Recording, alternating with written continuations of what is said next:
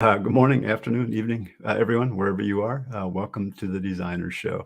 I'm on here with Renee Rabbit and John. Probably, I'm not sure if John will be here today or and Robin's busy traveling to meet her new grandbaby. So she's got priorities in order. So we gotta love that. Anyway, welcome. And Renee, how are you today? I'm doing good. Cool. Sorry, I Cool. was checking my mute. Yeah. Yeah, I know how that goes. Um, um, let's see, we'll have a few guests. I see Edit's on there. Hi, Edit. Nice to see you. Thanks for joining us today. And um, anybody else on here, feel free to say hi. Let us know where you're at, where you're hailing from, and we'd love to hear. We would love to hear from you. So I was just telling Renee this morning, kind of just like poofed by. I mean, it was like I got up early. I had all this time to get all this stuff done, and next thing I know, look at the clock and it's like, oh, time to start the show. So fortunately, I got most everything done. Anyway, excited to be here. We're going to do a little bit more of spin the wheel and have some fun with that. In the meantime, we'll just have at it. So if you have questions, feel free to type them in. Renee, how's your week been? Anything exciting happening? It's been a while. I'm going through a refinance. It's been wild. Oh yeah, you're still Yeah. going through that mess, huh? Oh yeah. Pain in the Oh butt. gosh, yeah, you're self-employed too, right? Yeah. Yeah, So yeah, yeah. If you had fun week. if you worked at McDonald's and had W-2, it'd probably be a piece of cake. Yeah. Oh man, yeah, I've been there years ago. I remember what that was like trying to finance when you're self-employed. Not fun. So if anybody has any advice for Renee, feel free to chime in.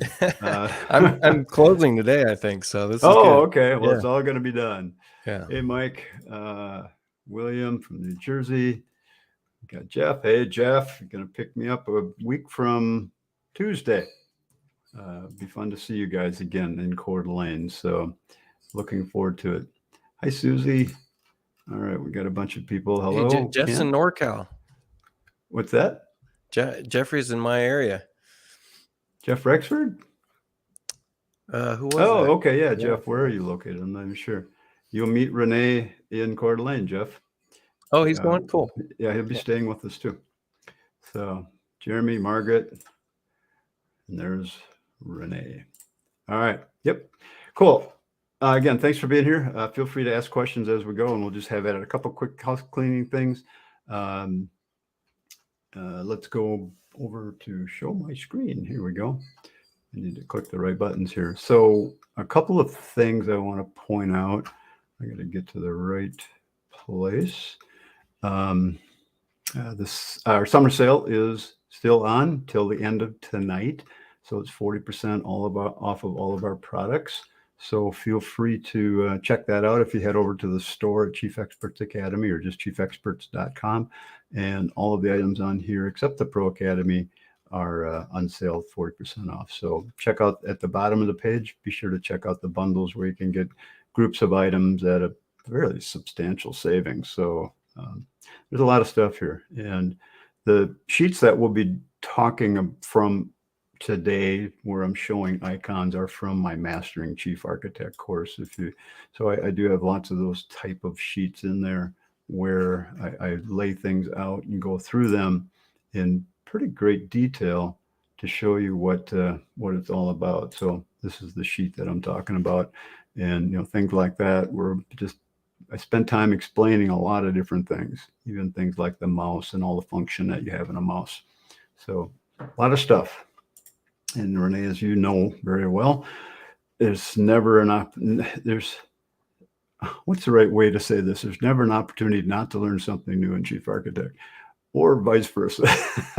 So there's always an opportunity to learn something new in Chief Architect. So it's quite a program, and it just keeps growing and getting better and better. So I am excited to go to Coeur d'Alene a week from what is today? Friday. Yeah, a week, Yeah. 2 weeks from today, we'll be done with the course, and we're going to be sitting through the Advanced 2 course. So we'll be able to really pick the brains of the chief people, and Yeah. hoping That's to come coming back up quick. Yeah, hoping to come back with lots of great information that we can share with everybody. Ben, usually when I go to these things, I take a ton of notes, and it's really cool to get refreshed on all those things, just like you guys are here today watching this stuff. And You know, you watch the same video or same thing a couple of times, you're going to pick up something new every time. So just keep that in mind. All right. Renee, you're hearing me okay? I think I got the right mic picked out here. So Yeah. let's just have at it. Let's go spin our wheel and see where we land today.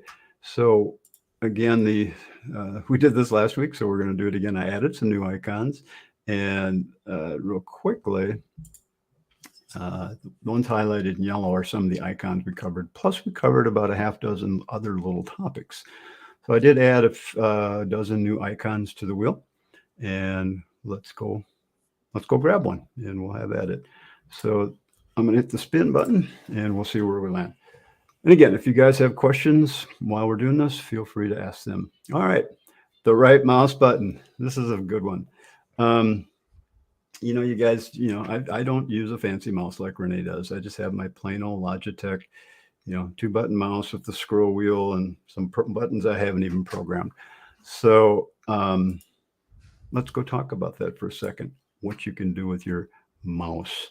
And the mouse, even a simple little mouse like I have, has a lot of function to it. So let's just talk about this right here. Oops, I want to talk about the right mouse button. That's this button right here. And what's it used for in Chief Architect? So let me just run through this quickly. So when you're working in Chief and you're selecting things, Chief, the button is called, the right mouse button is called the pick button. So what that means is you can select virtually anything in your plan when you click on it. So if I take my right mouse button, it doesn't matter which mode I'm in on top here. I can click on anything with the right mouse button. Now, you notice I don't get that drop-down menu, this contextual menu, when I right-click the first time, because in my preferences, so when I click on preferences right here. You have the double click. Huh? You have clicked twice. Yeah. I've clicked twice to display turned on. And the reason I do that in preferences is because whenever I'm doing something, I might just want to grab that cabinet and move it, or I might want to grab this window and dimension it. So I don't want that menu there in the way all the time, because I always have to go select and then do my thing. So first time is just the pick it. Second click gets the menu, which I do use that once in a while. So it is handy. So check that. So the right mouse button is your pick button. It's used to select anything in your plan. Click twice to show contextual menu. That's just what I showed you. Draw wall lines with the right mouse button. Draw walls/lines with the right mouse button. So what does that mean? So when we go to our plan, let's go open up a new plan real quick. And when you start working in your, here, let me just go to this one. So when you're going to draw something, you know how you click on an item and you start drawing with your left mouse button, you have to click each time to draw. Use your right mouse button to draw, and then you won't have to see how it stays connected. And then I click with my right, and I'm done. So you don't have to pick your mouse up and position your cursor again. Same with CAD lines. Continuous draw mode. That's what it's called. Thank you. So same with CAD lines. So I can just keep drawing without having to click on a specific point and draw those CAD lines out and get whatever shape I want. When I'm finished, I just hit escape, and there you go. So that works pretty well. All right.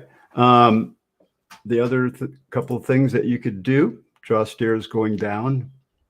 So if we go in here and you, typically when you draw stairs going in your plan, you're going to draw them going up. Sometimes you want to draw them going down. Use your right mouse button to do that, and then go down. It's going to get a message here. Just read it and do what it says. Typically, you only draw stairs going down from decks to terrain. In your plan itself, you always draw the stairs from the first floor to the second floor, third floor, basement to the first floor, because Chief will automatically recognize the top and bottom of the stairs within that floor system. So keep that in mind. That's a new one to me. I've never used that function, going down. How do you make your stairs go down? I just flip them around. Oh, well, there you go. You won't have to flip them around anymore. Or reference to the lower floor and then click it. Yeah, that's cool. Yeah. So Renee, if you're watching the chat come in, because I'm kind of over on this screen, the chat's on the other screen. Usually John watches this for me. Yeah. So if you could keep an eye on that, and if people have questions, I don't know if you can't highlight the text. I can't highlight them. No. Darn, normally John does that, but just let me know that there's a question and I'll go highlight it, like this one right Okay. here. I see, Dan, I like the pages instruction sheets you put together. My desk is covered with them for referencing. Thanks, Doug. I appreciate that. Yeah, I put a lot of effort into these things. Yeah, a lot of work. I am excited to do it again here coming up. So I've got lots of plans. I'm not going anywhere anytime soon. All right, so let's go back to that sheet. I got a couple more. Bend line, stairs, roads. What does that mean? When we everything in Chief starts with a CAD line. Doesn't matter what it is, CAD line or a polyline shape. But when you draw something, if you want to bend it, just use your right mouse button and you can grab the end of that and bend it. So if you hold your control key down, you can bend it freely without it snapping. So that's how you can bend things. Same with walls. Since walls are created out of lines, you can bend the wall. You can bend stairs because stairs originate from a CAD line going down the center of it. You can grab the center of the stairs and bend them. So that works well. Roads, sidewalks, same kind of thing. They all originate from a CAD line down the center of the object, and you can bend those CAD lines to form whatever shape you want.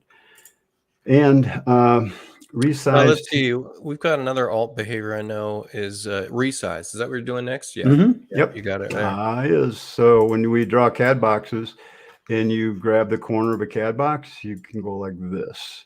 But if you use your right mouse button, it goes like this.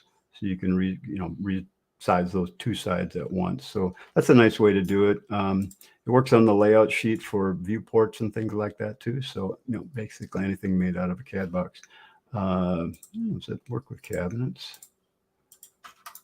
No, well, I guess it does. You can resize cabinets both ways. Same thing. So cabinet's kind of like a polyline box. So that does that. And finally, you got a comment from Carl wants to talk about the stairs again real quick. Sure. Carl, what would you like? Could you say that about stair floor levels again? Okay. Let me finish this one last thing and then I'll do that, Carl.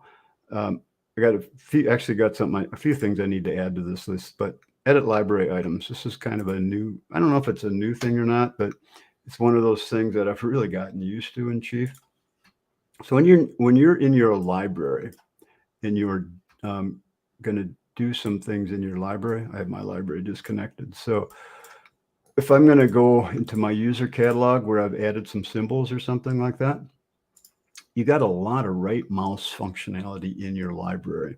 So when you right click on something in a library, you could do a lot of things. You can open that object without having to place it in your plan to work on it. I could change the color, the size, a lot of different things about that item. I could right click on this and I could open the symbol itself because this is a vamp that I made. I needed it in a project. So I can, oops, it's object. So now I can open that symbol and I can make changes to the symbol itself here. So I could flip it. I could, change the way the 2D block looks, lots of different things that you can do with symbols. I've been using this a lot on a big project I'm working on where I'm putting a whole bunch of buildings on a big lot and I had to use that a lot. So you could do that. You can set your search attributes. So if I wanted to be able to keep this in my library and search for it, I could put keywords in like vent or gable vent or something like that. Whatever keywords, all the items in Chief's library have keywords associated with them. Dan, I'll add something to that part right there. In search attributes in my library, I put my prefix of Rabbit Design is just RD. So I put RD vent. And so then if I want to, I just get my catalog only. That's a great idea. That's a really good idea. So there you go. So keep that in mind. And then a few other things, text macro management, I'll get into that. And then you could edit the CAD block. Every symbol in Chief has a 2D CAD block associated with it. So if I wanted to change how that 2D item looks with the symbol, I've never even done this before. I always do that in the symbol. I could change that CAD block and then I could hit save.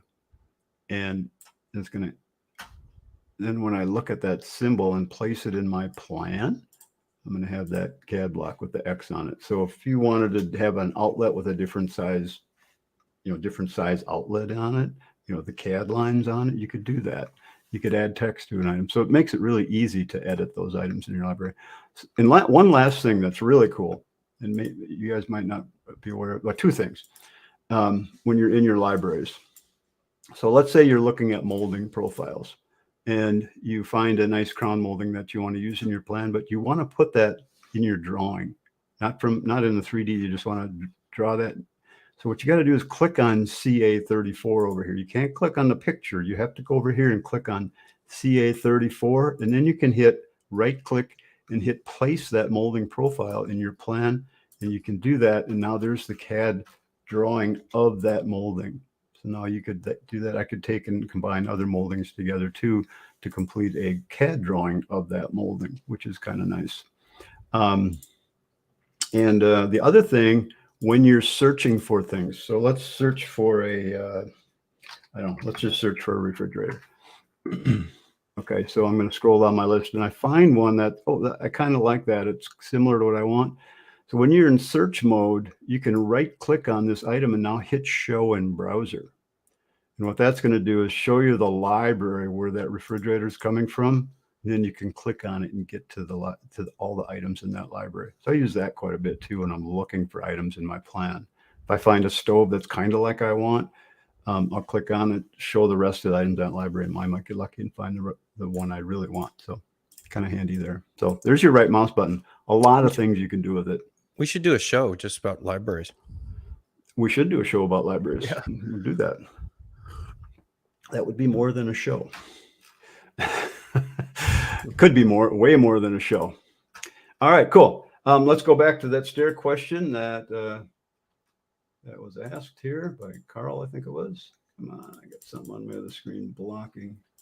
There we go. So Carl, you had asked about the stair levels. Okay, so when you are drawing stairs in your plan, you can make your stairs go, by default, they'll go up. And if you want them to go down, like from a deck to the grade, you use your right mouse button to draw them. Okay. When you're working in your plan inside of the building, because Chief will always recognize the floors from one floor to the next. So this is a 2-story house. So when I draw my stairs, I always want to draw them going up so that Chief will automatically recognize both floor heights and divvy up the stairs, treads evenly, the stair risers evenly. Then I just cut a hole in the floor to display the stairs, and I can see the stairs through that hole in the floor. So that's why you always draw your stairs going up inside your model. But outside, from deck to ground or something like that, you don't have to do that. Or a lot of times I tell people, if you're working, a lot of people do a kitchen plan. They want to show some stairs going down, but they're not going to draw the basement or anything. They just want to have stairs in their plan that are going down. Just go ahead and draw them with your right mouse button going down. You're good to go. Okay. You might, now they'll show down in your plan and that's what you want. They'll still hook. I think they still hook to the floor, right? No, they hook. They did. The bottom of the stairs attached to the lower floor. So if I was going to show a 3D model, I'd have to click on that stair and actually push them down into that hole in the floor. Unless you create a hole in the floor first. I don't know. You have to play with that a little bit. That's what we were talking about, Carl. All right, let's go spin that wheel again. That was a long one. So we don't have time. There's John. Hey, there's John. Hey. About time you show up, man. I know. Well, you got lost in the. You got lost. Crying out. You got lost in the woods, didn't you? Yeah, I did. So you're up north yet? Yep. Helping your friend do some taping. Cool. Yep. And you're in the woods. John's using a fake backdrop. Yeah. Yeah, it's the real today. That looks like a real backdrop to me. It is. It is. Somewhere or for real? Can you hear the traffic behind me? I can, yeah. Okay. Hey, Carl's trying to stay with you still. What's that? Hey, Carl, I'd let you, but it only has one bed, Carl. So it's not going to work out. If this is ongoing, this is fun. No fold out on John's camper. You can sleep in the front seat if you want. Yep. Every week he's going to hit you up for that. Yeah. Okay, we got to get back to our wheel. All right, let's spin it up here. Sorry, that one, I knew that one would take a long time. All right, didn't we cover that last week? Yeah, we did that one last time. All right, I didn't. I must not have hit hide choice. All right, we're gonna spin it again. If you want to see that one, you have to go back to last week's show. Go to the blog or go to YouTube, and you can see that. All right, we've got the. What the hell's the name of that icon? I don't remember right offhand, but I don't remember the name of that one either. I'll find out in 1 second because I'll go to my icon sheet. Wherever it Well, went. because that's not the match properties one. What is that one? That is the all right, where'd it go? Did I put an errand icon in there? Or did we cover that one? Oh, here it is. Apply properties. It's the apply properties icon. Okay, there you go. Okay, we got match properties and we've got apply properties. Okay, so we can't really talk about apply properties unless we talk about match properties. So we're going to talk about both of those icons. So if the other icon comes up, we'll just say we've already talked about that. So when we go into Chief, and here's a really good use for match properties. It's a really simple solution to something that can drive you nuts sometimes. So if you're working on a big plan and you've got a lot of rooms in your plan, and you come up and so you open the dialog and you've made changes to all the floor heights and everything. So here below, here we've got a floor height that's 121 with a. I'm going to change the ceiling below to 96, and so we've got different. So you want to. At some point, you might have a lot of stuff going on in your plan. I've done this on plans. And it's like, I need to check my plan to see which rooms are the right floor height.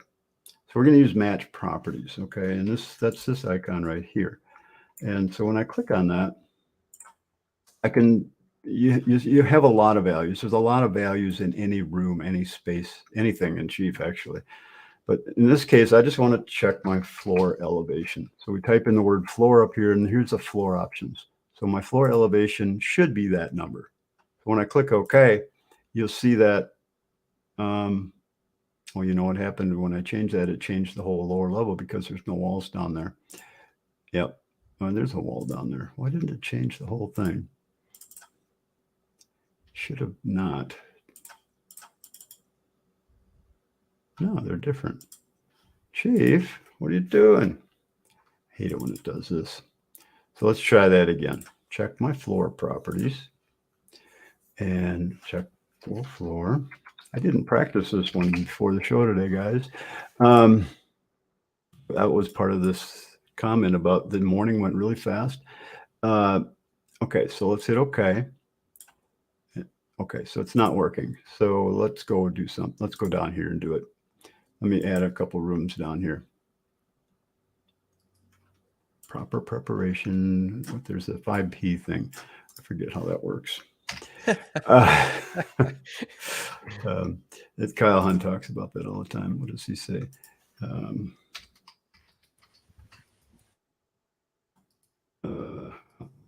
Better.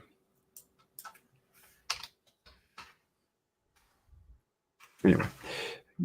I usually try to practice all of this stuff before I start. Let's lower my floor by 2 inches here. Okay. So, so I'm going to click on this room right here, and I want to see if all my other floor levels are the same. So I'm going to hit match properties, and I'm going to check the floor level. And so what I could do it with any of these things. So if I wanted to put this floor level in other spaces, if I wanted to put this crown molding in other rooms, so select the items you want to take out of a room, and then you could paste them into other rooms using this particular setting. So you'll notice now that some of the floors here come up highlighted. So those floors, this room matches this room, but I want these to all be the same. So here's that other icon that just came up. It's called match properties. I just call it my paste button, my paste properties button. Okay, I can't write with my mouse, but I really can't write with my mouse. So that's like my handwriting. Yeah, mine too. That's why we type. So what we have to do is click that icon. That's your paste button. And now I could go click on the rooms where I want to paste that floor height. And now all of these rooms will have that same floor height. So that's a really easy way to kind of go around your plan and do that for the parts of your plan where something's just not working out right. Or if you want to put the crown molding from this room into this room, you could do this, select the crown molding, paste it in the other rooms. And all of those items on that list work that way. So that's your paste properties button. Apply properties. I've been using that a lot too. If I wanted to change like the exterior wall type, okay, brick or something like that, just do that to find all the exterior walls and then change it. You get them all selected at one time and then go change it. Oh, does that work for that? Yep. I've never tried that. So if I click on a wall and then you go find the wall type in the match properties. It's down toward the bottom. Well, it might even be, I think it's one that you can't change. You can't apply the properties to it. It might be down. 6. Yeah. Yep. That one right there. Select that one. It'll select all your and it's selected all my outside walls, which this back wall is stucco. Yep. So now I could open the dialog and change all of those walls at once. Cool. Yep. I like it. I've not done that before. I usually click on a wall and hold my control key down and click all my exterior walls to change them into something else. Nice. I like that, John. Good one. See, we put our heads together. We come up with some. Also for finding stuff that's on the same layer, like CAD lines that are on the same layer or something like that, works great for that. Oh, yeah. Okay. I can see that because you can't necessarily group select if you have CAD lines that are on, a couple different layers. You can't group select. Yeah, I could see that. You could sort them out that way. So the apply properties thing, they've come up with a lot of that's really changed a lot of late. So that never used to have that much stuff on it. As with everything in Chief, they keep getting better and better. All right, let's go spin our wheel again. Let's hide that choice. And you need your timer, John. We're spending too much time on these things. All right. What's that one? I know what it is. Anybody? Come on. It's the layer one. The move on the right. Move to sorting it out. Move. Yeah. Move the layer that it prints the draw on. order. Draw order. There you go. There you go. Draw order. Move to front. Move to back. Whatever you want to call it. So whenever you are working in a plan, and let me just create a couple CAD boxes here. So I'm going to create a box that has a fill of black and a fill of different color. And all right, black and blue. Minnesota United Colors. All right. So you'll notice this black box is sitting on top of that. So as you add things in your plan, they do tend to get stacked up on top of each other. So what we want to do sometimes is we want to change that orientation. And that's what this icon down here does. That allows us to move things to a different position on top or behind other items. So when I click on that, you'll notice you get a bunch of little icons over here. Okay. And so this one, of course, is nothing. That just takes us back to the last menu. So I can see that that item is on draw order number 21. So these different icons mean if I click this one, it's going to move that black box all the way to the back of everything else. It'll be behind everything else in my plan on the floor plan. This is only for the floor plan. If I click this one, it'll move it on top of everything in my plan. So it'll be in the number 1 position. This will move it forward one at a time, backwards one at a time. And actually the forward, backward, the 21 with the line above it, it's saying that whatever that item is, it's at the top of the stack on drawing 21. Okay. So Okay, cool. Forward and back. There's actually forward and backwards are down the stack. So if I click this one and I click that, we should see that line, but there's no line now. No line. Okay, yeah. that makes sense. I never That means it's in the middle and there's no line. So there's 3 letters per number. Cool. Never noticed that before. So anyway, I can just click that and I can move that item backwards all the way to the back. I can move it all the way to the forward. I can move it forward and back a little at a time just by clicking on this and selecting the item. Or I could just use these. I rarely use these numbers where I'm clicking them like this and see how it changes the numbers. So that's what that's all about. And I use that function a lot because, like you put some framing in your plan, you put a beam under some floor joists and the beam sitting on the floor plan, it looks like the beam's on top of the joist. You need to move that back or move the joist forward. that's object specific too. So if you just have one joist that needs to show up a certain way, you can put just that one joist on that layer on the draw order. Right. Carl says the designer show is great and rabbit design is a plus. Nice. All Thanks. right. Renee, we really love having you here. So cool. I appreciate you joining us. We love your input. Can I comment on Jeffrey's? Absolutely. That one right there. Yeah. It does work well for furniture, but I have another preference. If you've got something like a rug or something that just doesn't need to have a fill style, I'd rather go modify the symbol and remove the fill on the 2D symbol panel of the symbol classification. So, oops, where did it go? And then save it back to your library and never have to mess with draw order again. Oh, okay. Oh yeah, that makes sense. You're picking materials right now. There you go. I see that now. I got it. I was picking the wrong thing. So right now that rug is sitting on top of my counter. So I need to move it back in my plan. So that's where I would use this draw order thing. Right. Behind everything. And since I have a transparent, semi-transparent fill on my countertops, you kind of still see that edge of that rug there. So instead of that, open the symbol itself. And then get to your 2D block panel. And then uncheck fill. Just uncheck fill. There. Oh, that's where we do that. Yeah. And now press OK. And now save it back to your library. And that way you don't have to fight with draw order. Okay. That'd be a good thing to put in your template. Can that be a thing you put in your template, Renee? If you're just storing symbols in there, yeah. Like for your cabinets, for like Dan's template that he has for doing as-builts. Yeah. You have to turn off all the fills on the. Yeah, you'd have to do them one at a time, probably, huh? Or you could do them at properties and do them all at once, maybe. Oh yeah, possibly. I don't think you can do that on symbol fill though. So if you're doing furniture layout, we'll have to look at that. Yeah. All right. So let's spin it up again. Good point, John, though, because that is for those as-builts who have no appliances with the fill in is a real pain. Using the timer. All right, you guys. How many of you use the timer? Renee. Yeah, definitely. John, and I use it all the time. What is the timer? Okay. Our plan timer. That's this little bugger right here where we see this, these things right here. I don't manually turn the timer on and off. I'm too scattered all over the place to be able to do that. I use the cumulative time timer.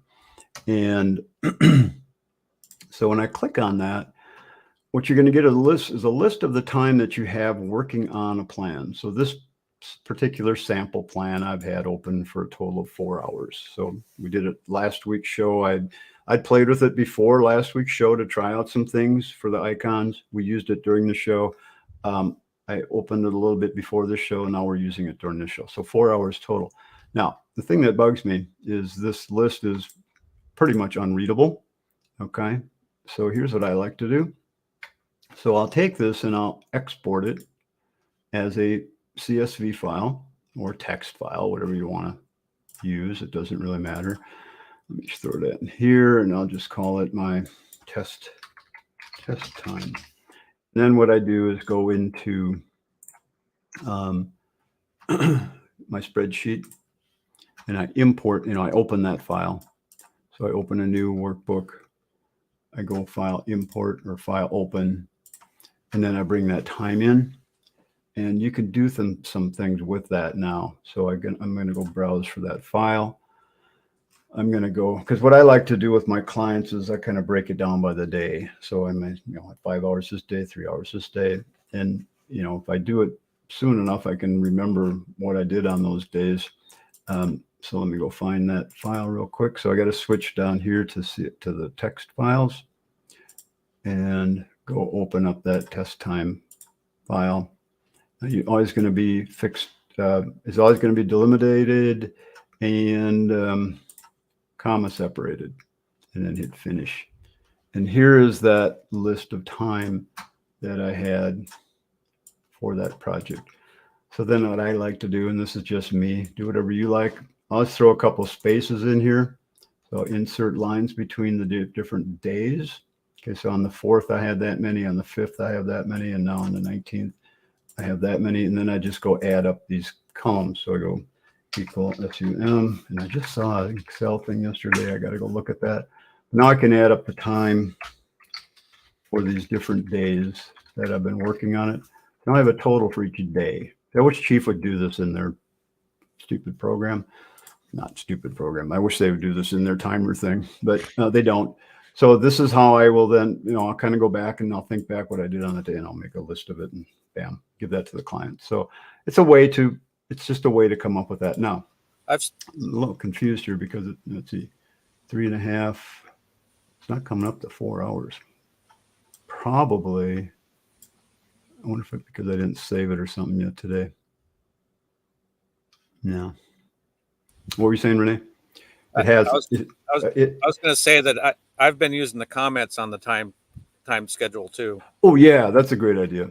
You bet. So you can just put in there what you worked on that day. Yeah. I got a good trick for anybody that might not know it.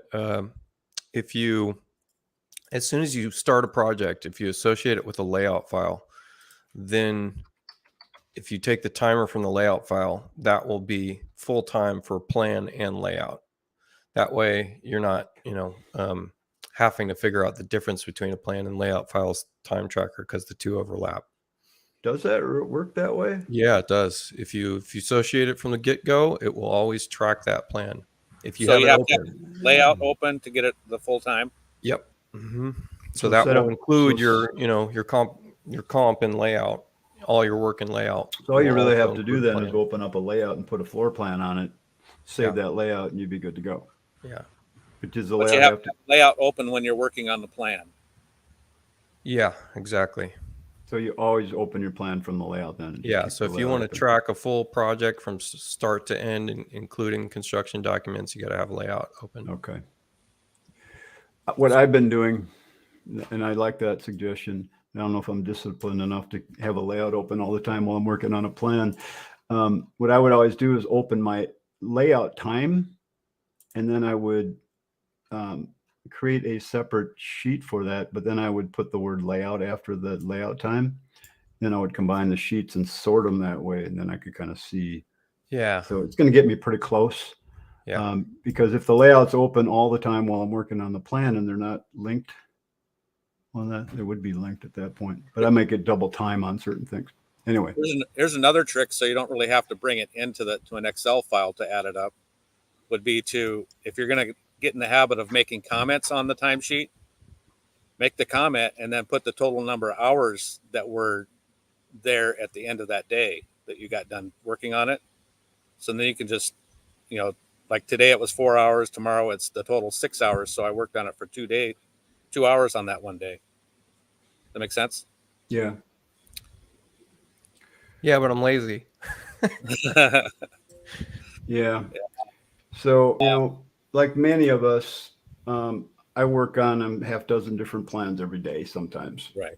So I'm not going to keep track of, I worked on this one 15 and then I worked on this one and I went back and worked on that one. But the time tracker will keep track of that for me. And then if I just, take the time to separate the times like I did on the spreadsheet, it's working good for me. I'm feeling comfortable with that. It's pretty close.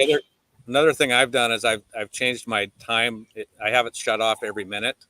If I haven't been on it for a minute, I have it shut it off. That way I can see how many times I got interrupted that day or sure, that kind of thing. One last thing about that. If different people are working on the same plan, make sure you go up to your preferences and go to your time tracker. This is a great tip. Where is that here again? It's under general, was it? I think it. No, it's got its own. No, sit. No, I think it's like file management or something. Let's see. I know it's time tracker. The one that says time tracker on it, right there. The screen's too small. I can't read it to see. Oh yeah, there you go. All right, make sure you put your name on the computer you're working on. Put that person's name in there, because then when you move the plan back and forth, everybody's name will be associated on that list. And there's where you would change the minutes that you wanted to time Yeah. out on. Yeah. So if you stop working on your plan, you go work on something else for 5 minutes, you know, it's going to stop counting the time after that. So this is where it gets tricky because, okay, so now you're on the phone, you're on the internet looking for things for your project that you're working on. So you've just spent an hour doing that. And then you go back to Chief. Well, Chief didn't count that hour that you were just doing that. So you have to. I set mine to 15 minutes because of that reason right there. That's a really good idea. So I'm going to do that right now.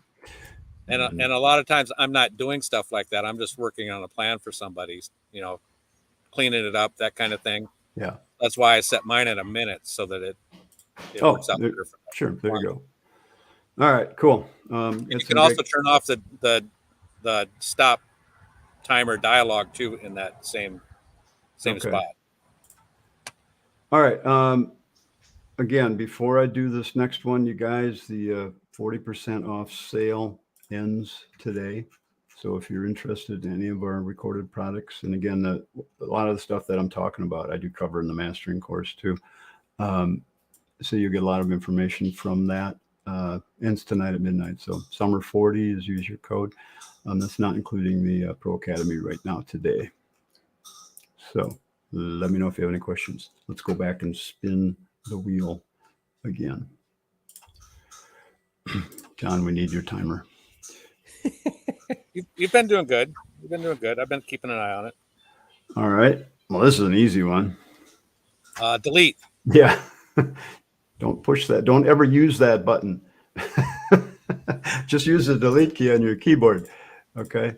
I've had guys in my class that would be, they'd do something and then they always go down here and hit delete. And it just drives me nuts. It's just, that's mouse movement that you don't need to do. Just hit your delete button on your keyboard. So, or if Renee, which one of you has your left, one of your buttons set up as delete? Anybody on your mouse? Yeah, I do. Okay. I do. Yeah. I have delete and space on my mouse, and that saves a ton of time. There you go. So you want to delete something, just click the button on your mouse that does the delete. So bam, done. I set my hotkeys up so that delete is X, so that Control X is cut. Oh, there you go. That's a good idea. The X is the delete key because your hand's always right there anyway. I like that. I might do that. Make a note of that. All right, cool.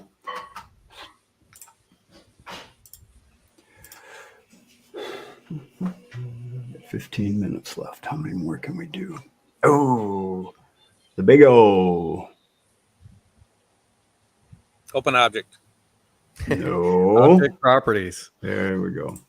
Yep. So when you select something, you'll have a little icon down here that'll be that one right there. Oh yeah, I know. So rather, if you want to find out what object property that is, when you click that, it's going to show that item I clicked on is a normal wall. It's got wall layers. So you could control that item from this list right here without having to go into the full set of layers. Now, what's better than that even is to just turn on your layers on the side here. Okay. Hit the little gear icon, turn on, I like to have, usually I have all these turned on. I'm surprised they're not right now. So I turn on the first 5, don't turn on show all layers. Then on columns, I guess I do leave these shut off.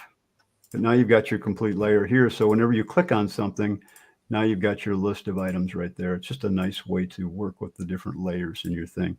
100% of the time when I bring a DWG in, I will use this to adjust all the lines in that DWG. It just really makes it easy to do. I won't get into that right now, but so I feel like the only reason to use the object layer properties is if you have show all layers on in Aldo. Here, you mean, if you have this turned on? Yeah. Yeah, because then when you click on something, you're getting that whole list of layers that you would get from clicking on the icon up here. And it kind of defeats the point of having the side window. So don't turn on show all layers. And you'll have a much better experience using the layers. But that's what that icon does. Shows the layers for that item. And if you have your layers shut off, then it's handy to have that, because then you can just, bam, there's the layers for that item. Because sometimes, I'm working, I don't always have this turned on because I'm turning all this off to get my screen real estate bigger. So I want to work on things. Yeah. And so that works fine too. Or you could open it on your other screen. All right, spin the wheel. Off. Spin the wheel. Spin the wheel. Here we go. Comment here. These shortcuts are cutting into my billable hours. No, come on. No. Raise your rates, dude. Raise your rates. Don't give me that crap. Set your timeout higher and then send your time tracker out. Yeah. Okay. That's an easy one. Extend. All right. I won't even have you guess. Oh, that's my favorite one. I feel like people don't use it very often. What's your hotkey for that one? I don't know I actually don't have a hotkey for that one. I don't either. I use it all the time. Yeah. But I don't have one for that either. I use it all the time for construction lines. Yep. Oops. Okay. I'm just going to make a bunch of copies here. Oh, God, I have that set really. Let's say you have some CAD lines in your plan. And this tool works great for framing. I use it a lot for framing. But the concept is here, you can trim and extend things. Okay, so we're talking about extend here. So I want to extend these lines up to here. And even if that's offset, if I put a break in here and I offset that, now I can extend the lines to match that offset. So, so when I do an extend, and I don't have a hotkey set up either, but I'm going to, you just click the extend button. Again, you highlight the item you want to extend to. Hit the button, and then you draw a fence, what's called a fence, over. See how you can kind of see what it's extending up there. I love that. I love that in X14. I know. Yeah. That is so cool. Before, you never knew what it was going to do. And there you go. So you've just extended all those lines up to that. If that trick doesn't save you hours on a framing plan. Oh, my God. Yeah. Well, and then the opposite of that is the trim button. So we haven't spun that one up yet, John. Can't talk about that. No, but it's right there, the same thing. Maybe we'll get lucky. So extend is a really handy tool. We didn't get it. All right. This one is that the one that is... That's intersected, right? That's this one, Polyline Union. Yeah. Okay. So one of my big questions I'm going to have when I meet the people in Coeur d'Alene is using that new 3D solid thing. How do we do? It doesn't work the same as it used to. It's a little different. It's a lot different, actually, but that's all right. I just want to learn how to use it. But anyway, in the meantime, let's say you've drawn some things on your plan. This is, it works good for roofs. Works good for anything made out of a CAD box. So let's say you have a bunch of CAD boxes drawn, and that could be roofs, it could be countertops, it could be sidewalks, roads, it could be a whole bunch of things. And rather than having... The roofs do have to be in the same plane exactly, though. True. They can't be even a quarter of an inch off. They have to be in the same plane. True. Yep. And I think that's what the coplanar button does too, I think. I don't remember. But probably right, yeah. But anyways, so let's say that you just drew a bunch of countertops and you want that all to be one countertop, not three. So you just group select them. And when you click this button right here, this union, Polyline Union, think of it like this. What the program's going to do is create an outline of the objects I have selected. Okay. So that's what it's going to do. It's going to make an outline. And when you're done,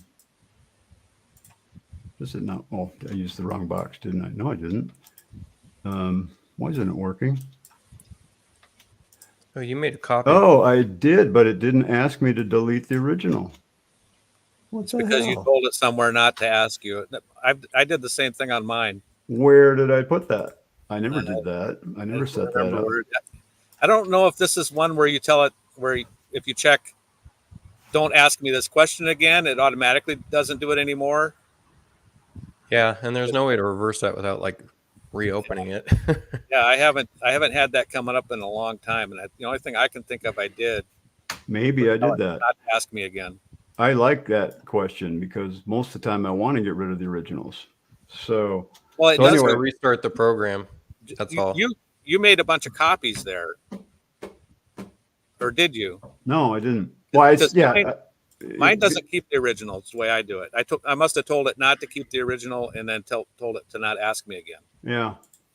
Normally, when I would click that button, a dialog would pop up. It says, you want to delete the originals? I said yes, and then I would just have the outline.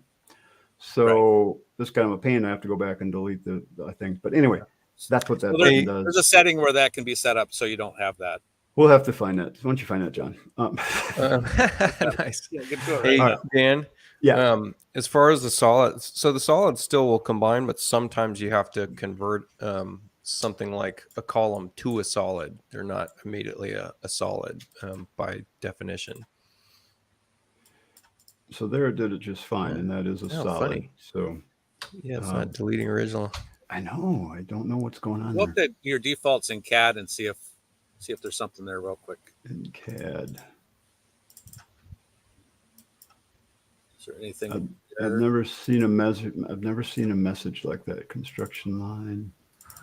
Wonder if there's some. Go to preferences. There's a CAD section under preferences too. All right, real quick. Preferences. Anybody else have that issue when you try that? Draw some boxes and highlight that. Does it ask you if you want to delete the originals? Okay. Always use it by CAD block fill.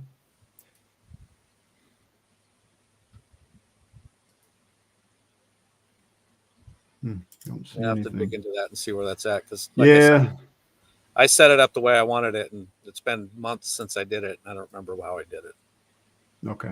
Well, if you think of it, let me know. We'll clear that up next show. Okay. Sure. Let's go back to our wheel. We've got 8 minutes left. It's in general plan settings, I think. Okay. That could be a good place because maybe the warn. Is that warn before deleting? The very top. That's something different, huh? If the warn before deleting, that's for anything that you delete. Oh yeah, that's obnoxious. That's extremely obnoxious. Yeah. Anyway, okay. Well, if you find it, let me know. All right, spin it up here. All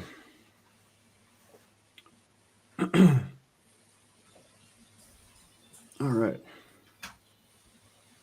What's that one? Isn't that weird? I don't remember what that is. That's copy paste, isn't it? Wasn't it copy paste? Oh, yeah. Yeah. I used to think that was black. It's blue, actually. Huh. Never noticed that before. It's blue, not black. So if we go into Chief, copy paste. So a couple things about that. I'll just draw a CAD box here. Whenever you hit the copy button, so that is actually blue, not black. That's why it puzzled me. I thought that was black. So the couple things about the copy paste button.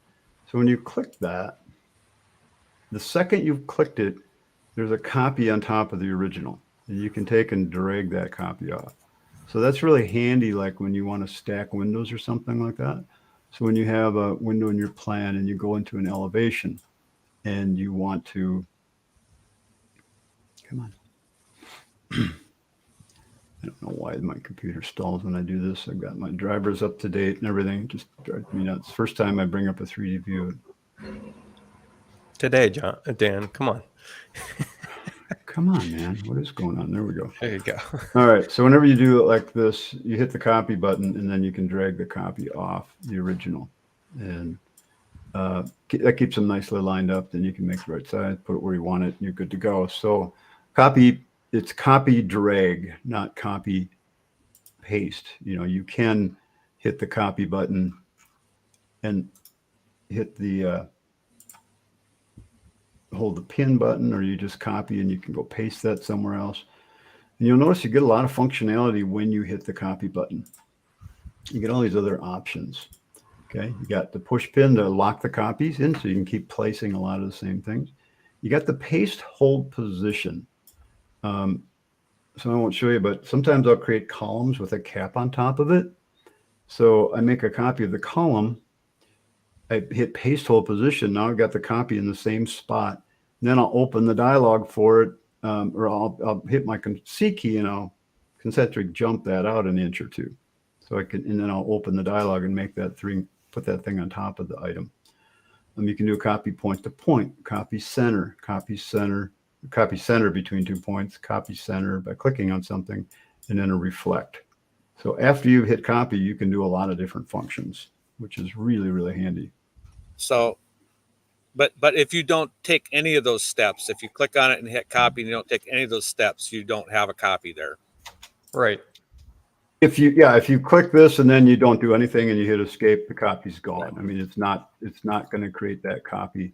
Right. And you'll have two there. You have to physically do something. You have to move it or click one of those other buttons before it'll do anything. Yep. For those kitchen designers out there, I use copy reflect about every kitchen. It's so nice to reflect about a hood, or a wall upper cabinet reflect about a hood. Yeah, exactly. So with my programmable mouse, I've set up a copy reflect macro too, so I only have to hit one button. Yeah, cool. And I can just hit one button and I can reflect it right away. That saved me a lot of time. Yeah. So Doug gets the delete option. So it's just me. Must be my computer. All right, spin it up. We got time for one or two more, a couple more maybe. Let's see what it lands on. All right. That's the old point-to-point move, right? Mm-hmm. Snap point-to-point move. Okay. I put the word snap in front of that for a reason. Chief doesn't call it snap. I do. But it's snapping things together. And the reason I put that word there is because I set up a keystroke to do that. Next to the E key, setting up the E key to open up an edit dialog. So when I click on something, I hit E, and it opens the dialog for that option. Snapping is my second most used function. When I want to snap two things together, I hit my S key, and I can snap those things together like that really easily. So you have to set up a hotkey for that because Chief doesn't have a hotkey for point-to-point. Now, I used to do PP, where I push the P twice, but that's all the way on the other side of my keyboard, and it's a real pain in the butt. So plus I always had to explain what PP means. No, I'm not going to go PP. So what you do is you go up to Tools, you go to Toolbars and Hotkeys, and you go to Customize Hotkeys. Then you're going to do a search for point-to-point. Point-to-point move is what it is. Okay, it's this one right here. And you're going to go down here and you're going to type an S, and then you're going to assign that S right there. And now you will be able to snap everything in your plan using the S key. So when I move that to there, I hit my S key. I want to move this from there to there, I hit my S key. Okay, point-to-point is now snap. I'm going to snap that item right there. That's why we want to always keep all your snap points turned on so that you can snap display parts in your plan. Chief's a CAD program. Let's treat it like one. Okay. So I've done a macro for that too. Copy point-to-point, one button, and you're moving it. Exactly. A lot of fun. Well, and we can do the same thing. We do have to click the icon. So if I want to copy, now I hit point-to-point, and I could just hit my S key right here, I think. Let's find out. And yeah, you can. Yep, I could move that copy up to there. So yeah, before I was doing that, I have C for copy, S for point-to-point, and R for reflect. So you just select something, hit CS, and you can point-to-point it right away. Now, here's a little, I'll throw one at you guys. So if you'd like to use keystrokes, John just talked about macro, but let's use a keystroke to do this. So when I hit Control C, that's your copy button, and you have to hit Control V to paste. That doesn't work. All right. So what I want to be able to do is have the same functionality I have when I hit that button, copy paste. But you see down here, I would have to hit Control Alt C. It's like, I'm not going to remember that. That's a real pain in the ass because you got to use 3 fingers. I don't like 3 fingers. So what I always do, and I haven't done that here, which reminds me that I need to do that, and is to make Control C act like that button by changing the keystroke to Control Alt C. So you go customize your hotkeys, and we go, let's just type copy and look for Control Alt C. Okay, and we're going to change that to Control C. This is the way it should be in my mind. I just Control use C, Dan. Doesn't work. Well, C do anything else? Not anything that I wanted. Let's find out. When I hit assign, we'll override concentric edit. I use concentric key. I use the C key a lot. So I'm not going to override that. So I'll go Control C. That's a typical copy command anyway that you use everywhere else except Chief. So now I'm going to hit assign, and it's going to say, yep, it's going to conflict with that. Fine. I'm okay with that. So yep. And then hit OK. So now I can go like this, Control C, S, move my point to there, and I've made my copy just like that. Again, Control C, S, snap that point to there. Done. So easy keystroke works really well. Hey, before you do another wheel spin, curious if anybody would be interested to see your preferences on your edit handles and stuff. I personally like them. They're very clear. Oh, sure. I would be happy to show you that. That's one of the first things I always cover in my classes is, when you click on things, you notice I have a blue handle, I have red handles, and I have a pink fill. And it's just easy to see. And I do it so that you guys can see what I'm doing, plus so I can see what I'm doing. So when you go into preferences and you go into colors, this is what I have. So I have my handle fill set to bright red, my secondary set to bright red, which that's fine with me. And then my selected edge handle is a bright blue. And then I always turn my selection fill into that one, and I just lighten it up a little bit. I've seen people that go, really dark, but that's kind of distracting. It covers up things sometimes. And that's my settings. I've been using that. I like to change the selected line too. You got a gray selection. Oh yeah. I usually do change that to blue. I thought you did in the past. I must have missed that one on this one, so that when I select a line, that line would be blue. So now I got like a dimension. Your dimension string's blue now, right? Yeah. So that's a good point. I guess I missed that one. Cool. Good catch there. All right, we got one more. We're already over. We'll do one more. The centering tool. Didn't we cover that last time? I thought we did, but we'll cover it again. That's a real simple one. So whenever you want to center something on something, because Chief is a CAD program and we have snaps everywhere, make sure your snaps are turned on. So we're always looking for a center snap on something. So if I want to center this box on that box, I'm going to use that tool right here. That's your centering tool.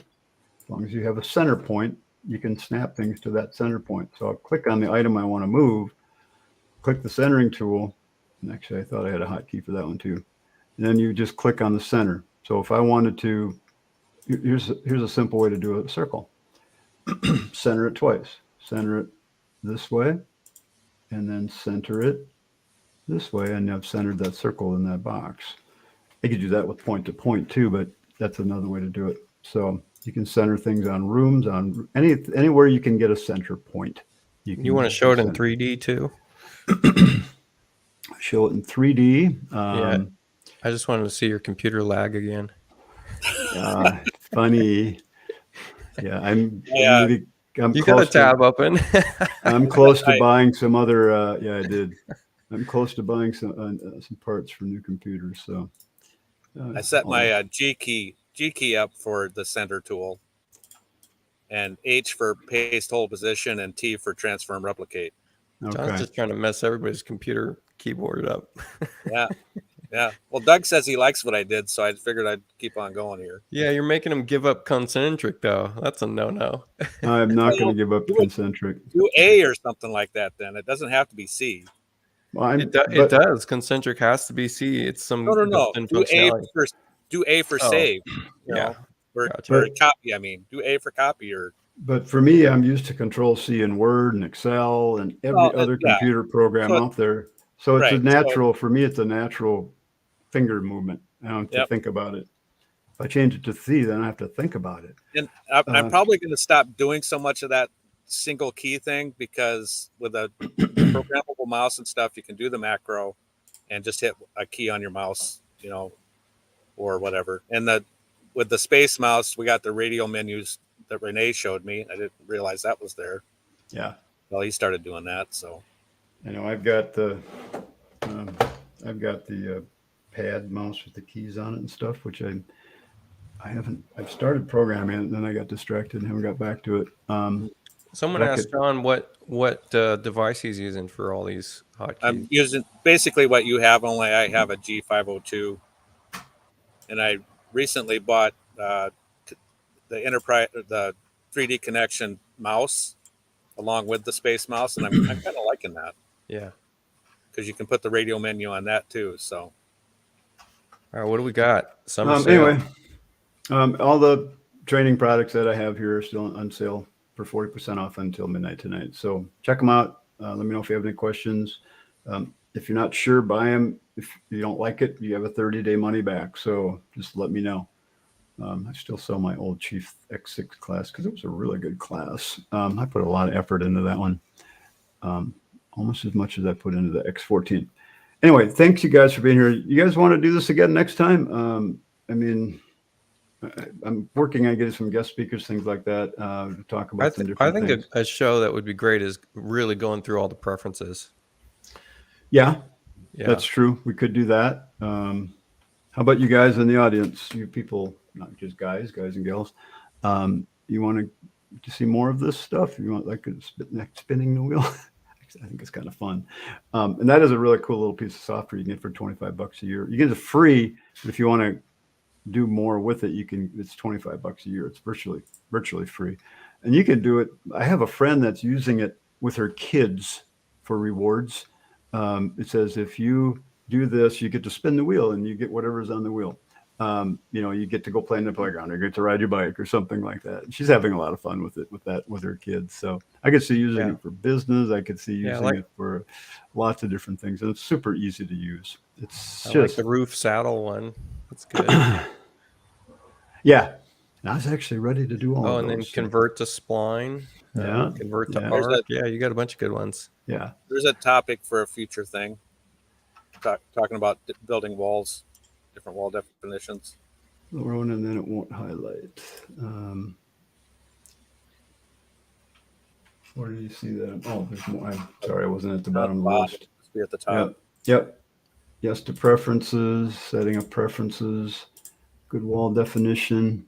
Yeah, everybody's keeping doing what we're doing. Okay. Yes. All right. We'll maybe mix it up a little bit. I think we'll spend. Maybe next show we'll do preferences for a little while, and then we'll do some spinning of the wheel. Put preferences on your wheel. Oh, there we go. Could spend half a show on that, though. I mean, he means individual preferences. Just go to the preference thing and put on there, like the colors you did today. Yeah, okay. Yeah, we could do that. So, all right, cool. All right, everybody. Thanks for being here today. I appreciate it. And we'll see you next time. Don't forget about the sale, and we'll fill you in about this thing behind me here. And very soon. So I'll have a free symbol on the Chief Experts Facebook group later today. Oh, what are you doing today? I have no idea. Oh, what was the last one you just did? You did I did a stackable washer that had the laundry hookups. I was going to go grab that. I'll have to go do that. That's a good one. Yeah, that was a very good one. Great idea. So awesome. Yeah. All right, everybody. Dan, it's your birthday tomorrow. Oh yeah, it is. Happy birthday, Dan. Yeah, another year wiser. Another year wiser. I get to go on. Happy birthday. Thanks. Yeah, I get the privilege of going on Social Security tomorrow. So. All right. Yeah. God, where'd it go? It's just amazing. Just amazing. So anyway, everybody, thanks. We'll see you next time. Wait. Let me answer Chad. Can you pin his?